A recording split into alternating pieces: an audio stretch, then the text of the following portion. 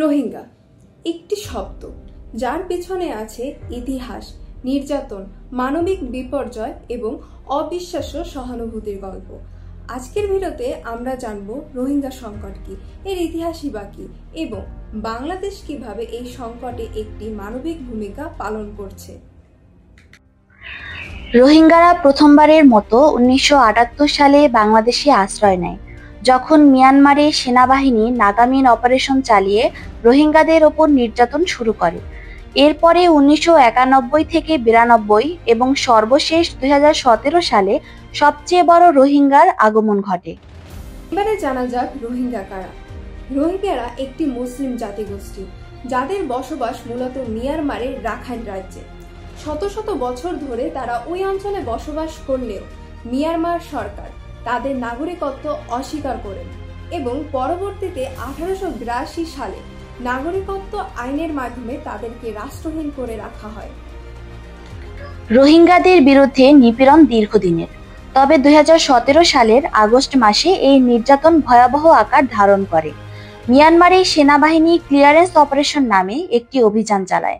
হাজার হাজার মানুষ হত্যা করা হয়, নারীদের ধর্ষণ করা হয়, ঘরবাড়ি জ্বালিয়ে দেয়া হয়। জাতিসংঘ একে জাতিগত নির্মূল অভিযান হিসেবে ঘোষণা করে।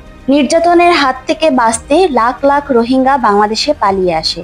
2017 সালের পরে মাত্র কয়েক মাসের মধ্যেই 7 লাখের বেশি রোহিঙ্গা কক্সবাজারে আশ্রয় নেয়। বাংলাদেশ সরকার তাদের মানবিক কারণে আশ্রয় দেয়।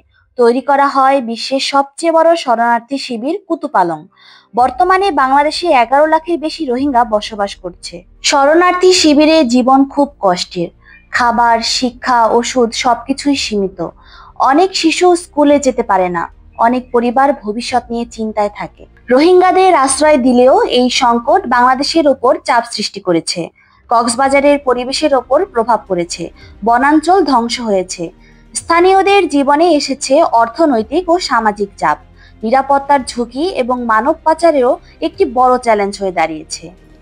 বাংলাদেশ বরাবরই আন্তর্জাতিক সম্প্রদায়কে আহ্বান জানিয়েছেন রোহিঙ্গাদের স্বদেশে নিরাপদে প্রত্যাবাসনের জন্য। কিছু উদ্যোগ নেওয়া হলেও মিয়ানমারের রাজনৈতিক অস্থিরতা এবং অনিচ্ছার কারণে তা বাস্তবায়ন হয়ে ওঠেনি। দীর্ঘমেয়াদী সমস্যা সমাধানের জন্য আন্তর্জাতিক চাপ এবং সহযোগিতা এখন শুধু সময়ের দাবি। রোহিঙ্গা সংকট শুধু একটি জাতির সমস্যা নয়, এটি গোটা বিশ্বের মানবিক পরীক্ষার একটি দৃষ্টান্ত।